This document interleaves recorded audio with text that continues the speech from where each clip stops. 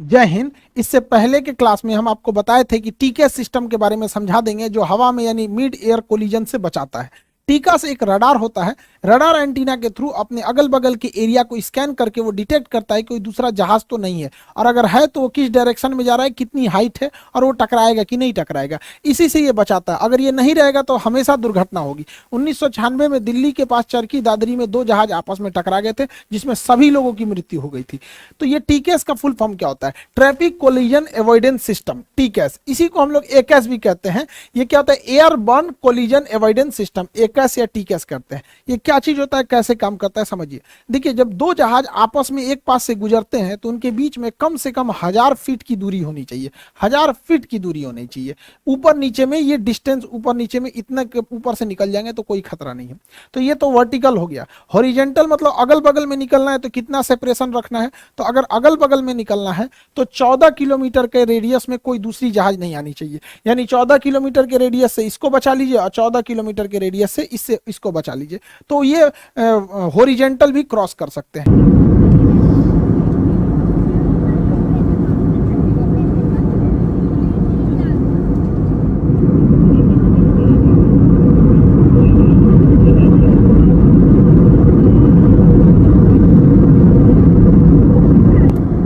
TKS इसी distance को maintain रखने में हेल्प करता है। अगर ये रेडियस कम होगा तो वार्निंग देने लगेगा, अगर ये पास आने लगेंगे तो दोनों प्लेन को वार्निंग देने लगता है टीकेएस सिस्टम। अब ये कैसे काम करता है उसको एक एक करके समझते हैं। टीकेएस का एंटीना जो होता है वो ये एस बैंड वेव को छोड़ता है। TKS antenna S band wave को छोड़ता है। इस पे लिखा होता है डू नॉट पेंट नहीं कीजिएगा वरना वेव ही नहीं निकल पाएगा इसको। ये ऊपर नीचे भी स्कैन करता है, इसलिए फ्यूजलाज के ऊपर और नीचे दो एंटीना लगाया जाता है। फ्यूजलाज, जहाज के मेन हिस्सा को फ्यूजलाज कहते हैं, जिसमें पायलट और पूरे पैसेंजर बैठे रहते हैं। वो पूरा का पूरा हिस्सा हो गया फ्यूजलाज हो गया, और ये विंग्स हो गया, पीछे स्टेबलाइजर हो जाते हैं। पूरे जहाज में यही सिस्टम होता है। तो दो ठो लगे होते हैं, एक फ्यूजलाज के ऊपर जो ऊपर के एरिया को स्कैन करता है, एक फ्यूजलाज के नीचे जो नीचे के टोटल एरिया को स्कैन करते रहता है।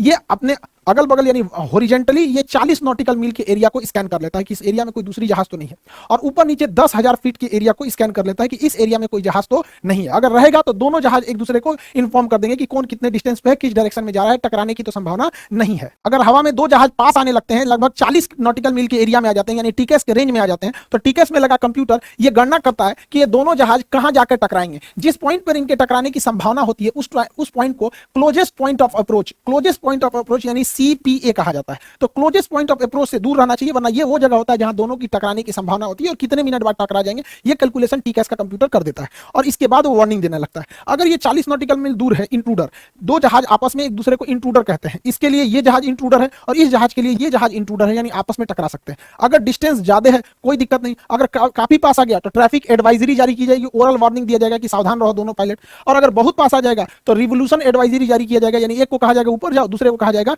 नीचे जाओ। यानी ट्रैफिक एडवाइजरी और रिवोल्यूशन एडवाइजरी ये दोनों कब होता है? अगर बहुत पास आ गया तो रिजोल्यूशन एडवाइजरी जारी की जाएगी, थोड़ा दूर है तो ट्रैफिक एडवाइजरी जारी की जाएगी। अब इसमें समझते हैं। देखिए, ये ट्रायंगुलर शेप है, ये जहाज है जिसके अंदर ये टीकेएस सिस्टम लगा हुआ है, और ये इसके लिए इंट्रूडर है। इंट्रूडर यहाँ डायमंड शेप में बना है, खोखला है, इसका मतलब ये 40 नॉटिकल मील से दूर है, यानी इससे डरने की कोई जरूरत नहीं है। खोखला डायमंड मतलब 40 नॉटिकल मील से दूर है।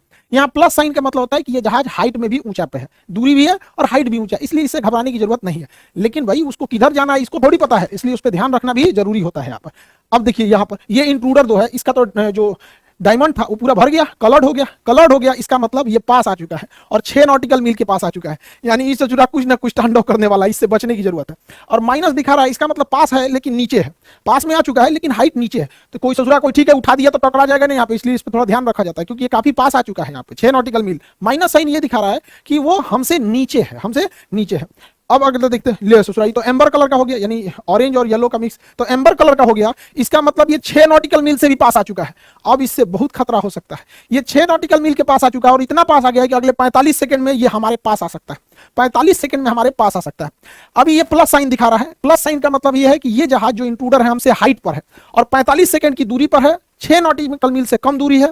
प्लस साइन ये दिखा रहा है कि अभी ये हाइट पे है, लेकिन दिक्कत ये क्या है कि इसमें एक नीचे की ओर तीर बना है, यानी हाइट पर है लेकिन उस ससुरा नीचे की ओर आ रहा है। इसका मतलब कोलिजन की संभावना बढ़ गई और यह कोलिजन 45 सेकंड के अंदर हो सकता है। इस कंडीशन में यहाँ ट्रैफिक लिख के आता है, जिसे टीए बोलते हैं, और ओरल वार्निंग दिया जाता है कि अब सावधान होइए, कोई ना कोई आपको एक्शन लेना होगा, वरना 45 सेकंड के अंदर कोलिजन हो जाएगा।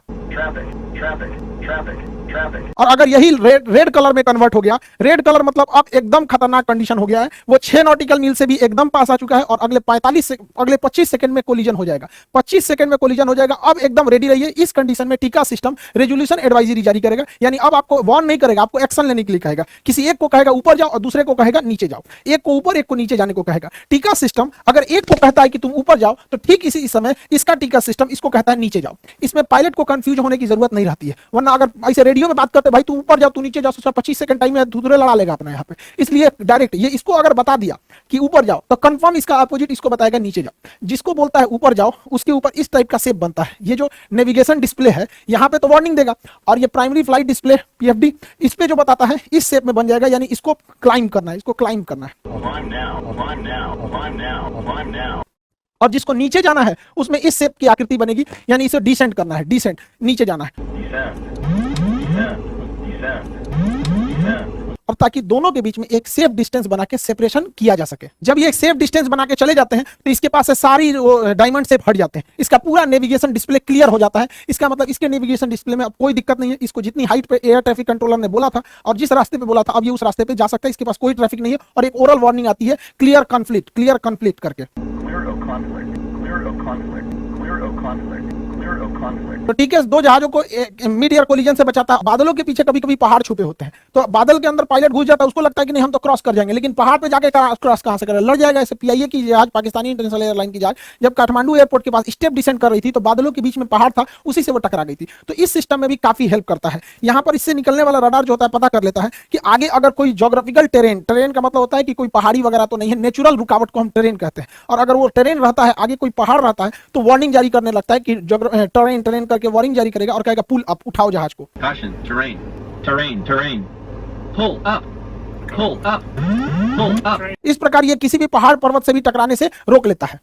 जब टीके सिस्टम नहीं था तो जहाजों में टकराने की संभावना बहुत थी, और ऐसा नहीं है कि पहले जहाज हवा में टकराए नहीं है, बहुत सारे जहाज टकराए, चाहे वो डीएचएल की जहाज हो या सेस्ना हो, पैसेंजर जहाज से टकरा गई, या भारत के चरखी दादरी यानी दिल्ली के पास जहाज टकरा गई। पहले क्या होता था कि पायलट के पास टीके सिस्टम नहीं होता था, तो जो एयर ट्रैफिक कंट्रोलर होता था एटीसी, इसके रडार में दिखता था कि दो जहाजें आपस में पास तो आ गई हैं क्या। तब ये एगो को कहता था तुम ऊपर जाओ जी, तुम नीचे जाओ। अब इसी में देर हो जाता था, कौन ऊपर जाओ कौन नीचे जाओ, इसी में टकरा जाते थे। तो टीके सिस्टम का होना बहुत जरूरी है।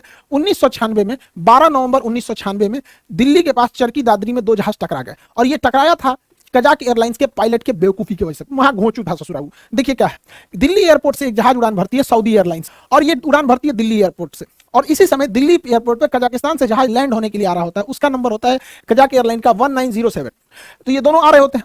अब इसके लिए एयर ट्रैफिक कंट्रोलर जो था, एयर ट्रैफिक कंट्रोलर यहां बैठा होता है, ये सऊदी एयरलाइन से पूछा कि कितने, तुम 14,000 फीट पर बने रहना।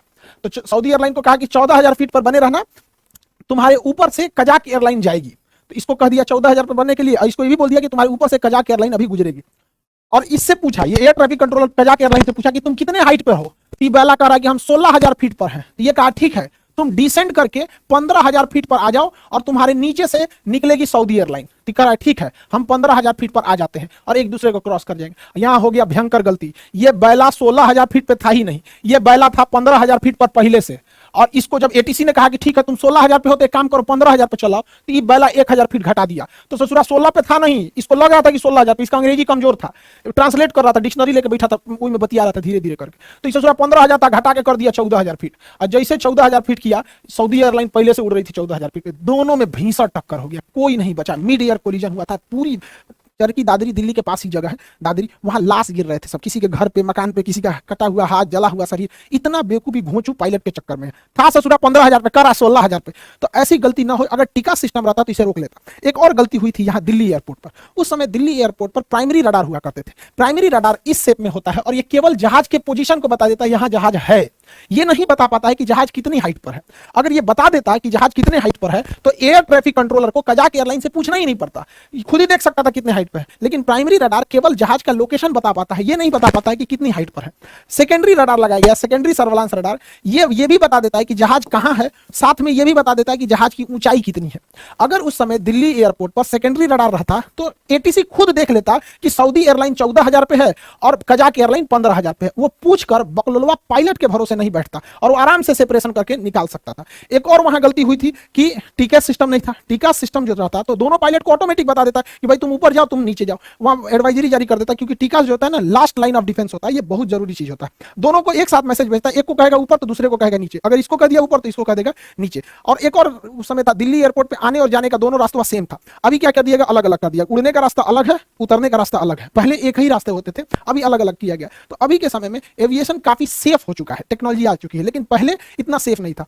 किसी भी जहाज के एक्सीडेंट के बाद इस पे करोड़ों रुपए खर्च के इसका केस स्टडी किया जाता है कि आखिर इसमें ऐसी घटना क्यों हुई थी, और ये काफी जरूरी है ताकि उसी से मिलता जुलता दोबारा घटना ना हो सके और इस परिवहन को सुरक्षित बनाया जा सके। आई होप आप इसे समझ गए होंगे। बाकी ऑनलाइन क्लासेज आपके चल रहे हैं, बीपीएससी का क्लास, यूपीएससी वाला क्लास, फाउंडेशन और बिहार दरोगा बहुत जल्दी आने वाला है। मिलेंगे नेक्स्ट क्लास में। जय हिंद।